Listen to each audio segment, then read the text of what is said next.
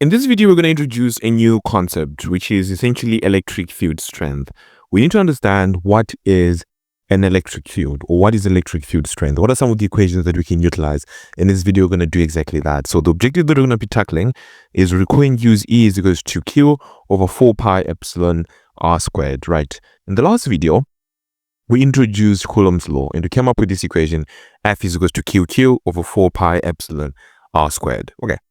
So the electric field strength at a specific point will describe how strong or weak an electric field is, right? So strength implies how strong or weak is it. So either you say electric field or you say electric field strength, you're just talking about how much force does a unit charge experience. So electric field strength or electric field is defined as the force per unit charge. You take a big force that a specific charge is encountering and you divide that force by the charge itself, right? So the force that a charge experiences will be QQ, the product of the big charge, or two charges divided by the square of their separation. Okay, therefore you can come up with this equation where you can divide by that Q, those two Q's cancel out. So the final equations that you get can be rephrased as follows, as shown on the right here.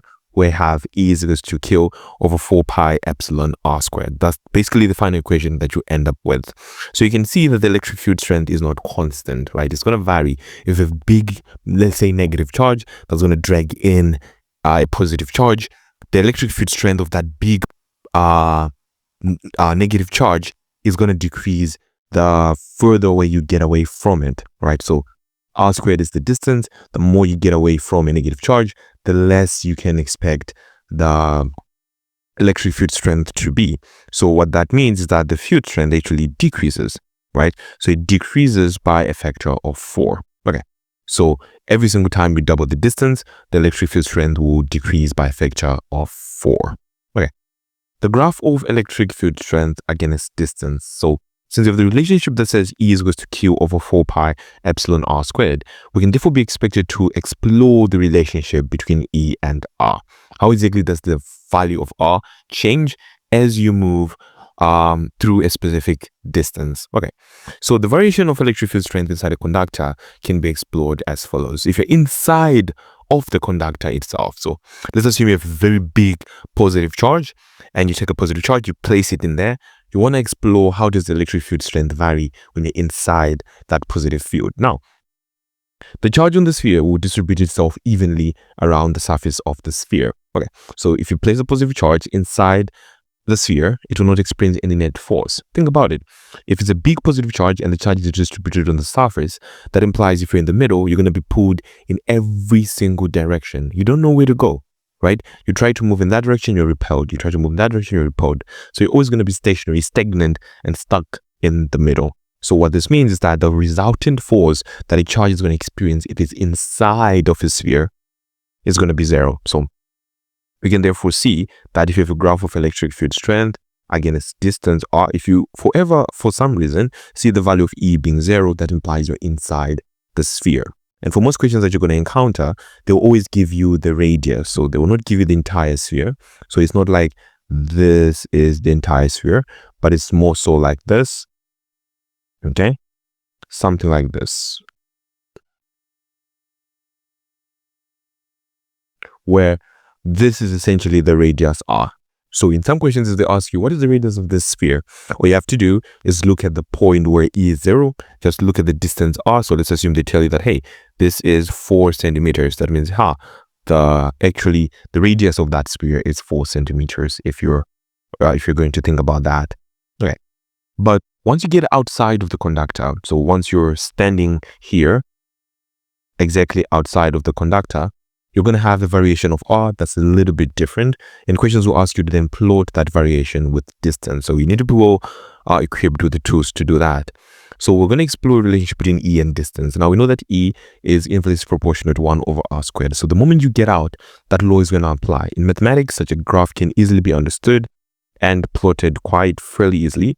And you can look at the product graph on platforms like Desmos if you're interested, because you're looking for the graph of Y is equals to 1 over X squared. That is essentially the graph that you're trying to plot. Okay, so the graph that you therefore encounter will follow the nature of this specific mathematical graph, and it will look like an exponential graph that's decaying, like so. So that is how the variation of E is going to happen. Once you're inside the sphere, the value of E is going to be 0. The moment you get outside of the sphere, the value of E is going to decrease exponentially as the distance increases. But you need to know how to sketch it accurately. So questions can give you a diagram. For example, we're going to solve questions a little bit later, but I'm just going to allow you to see. So questions can give you E and X and then give you specific values on this side, or they can ask you to sketch a graph, but then showing the value of E at R, at 2R, at 3R. So you must know at what specific distance do you have a specific value of E. So you need to know how to plot specific points. And this video I'm going to teach you for R, for 2R, for 3R. And at the end of this video, you must be able to try and sketch a graph like this. Where do we even start? The first assumption that we make is we know what's happening inside the sphere. So the radius of the sphere will be seen by the distance shown on the x-axis. That is where the value of R is going to be a constant radius, and the value of E is going to be 0. Okay. You can therefore be able to find specific points, right? So I know for a fact that my graph is going to go like this, right? But I don't know how it's going to do that. I don't know at what specific point do I have this specific value of E. And I can calculate that. Okay. So if you're just outside of the sphere, so if you're here, you can just say that you're like at a distance R from the center of the sphere. The value of E, you can calculate it by just saying, well, E is equal to K over R squared, where K is some constant, which is in this case Q over 4 pi epsilon. Okay. So you might be able to think and say, how can I be able to find the value of E? To find the value of E, all you just need to do is say K over R squared. If you're going to move to a distance 2R, so if you're going to move a couple of centimeters away from the radius, from the center, and you're going to move twice the distance, you're going to find out that the value of E is going to drop by a certain factor that we need to calculate. So the value of E, we're going to call it E1. So if you're at this specific point, the value of E that you're going to experience, or the force per unit charge you're going to experience, we're going to call it E1. E1 will still be K over R squared, but in this case, your R is no longer just R, it's actually 2R. So you can see I plugged in 2R there, and I have 4R squared, right? Remember, it's true that old R that we had. Okay, but I know that this K over R squared is actually E, right? So I can substitute that and put E. So now I can end up with E1 being E over 4, right? So if you know that, hey, at the radius, I actually have a value of E. So if I'm here, I actually have E. That implies if you are at 2R, maybe somewhere over there, your value is going to drop to E over 4. Okay, right? So it's like 0.25 of E. If you move a distance of 2R, twice the radius, the value of E is going to drop to a quarter of its original value. Now, if you move to the value of R is equals to 3R, right, like 3 times the radius, we're going to also be asked to understand and explain what the value of E will be. Now, E is equal to K over R squared, as always. But in this case, the value of R, the distance that you've moved from the center, is going to be 3R. Okay, so 3 squared is going to be 9. And we have 9R squared. K over R squared, as always, we know that K over R squared is E. So E2 is going to be E over 9. So now you can see that if I move 2R, my value of E is going to be 0.25 of E, a quarter of the initial value. If I move a distance that is 3R, my value is going to be 0.11 E. So that's exactly how the graph will vary, right? You're just going to do like this, like that, and then it's that. But you need to know those 3 specific points. What is a 2R? What is a 3R? Plot those points, then just draw an exponential curve that joins all those points together.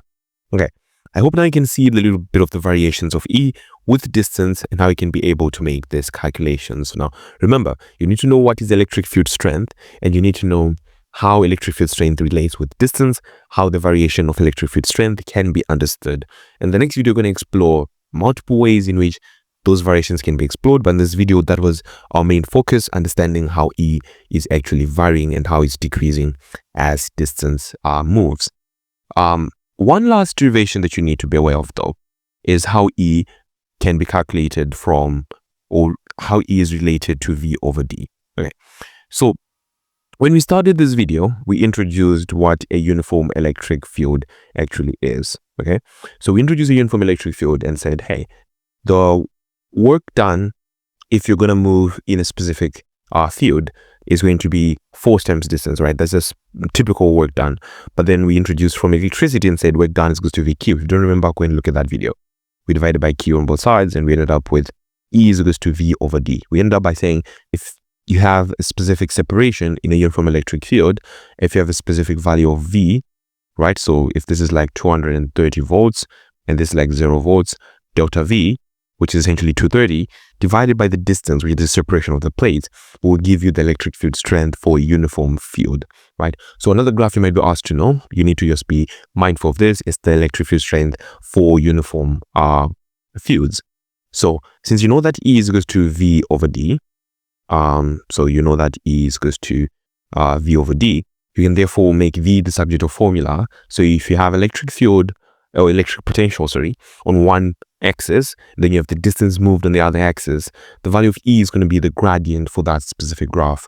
And how this is going to look is if you do this and you have V on this side, if you do this and you have D on this side, so it's potential against distance, the value of E is just going to be the gradient, right? So all you just need to do, E is going to be the gradient of that specific graph. So it's a relationship that you can sort of rely on whenever you're comparing V against D, right? We're going to also have another relationship, but for now, just be mindful of this relationship for uniform electric fields. But other than that, I think we can safely say that we've explored what electric field strength is. What is its equation? Number one, how does it vary with the distance? Number two, and how does it also vary with distance, but for uniform fields? This is only for conductors, right? The graph that we have here is a graph for conductors, and the graph that we had, the one that was a straight line, is a graph for uniform electric fields. You must just be able to understand that, and I think that'll be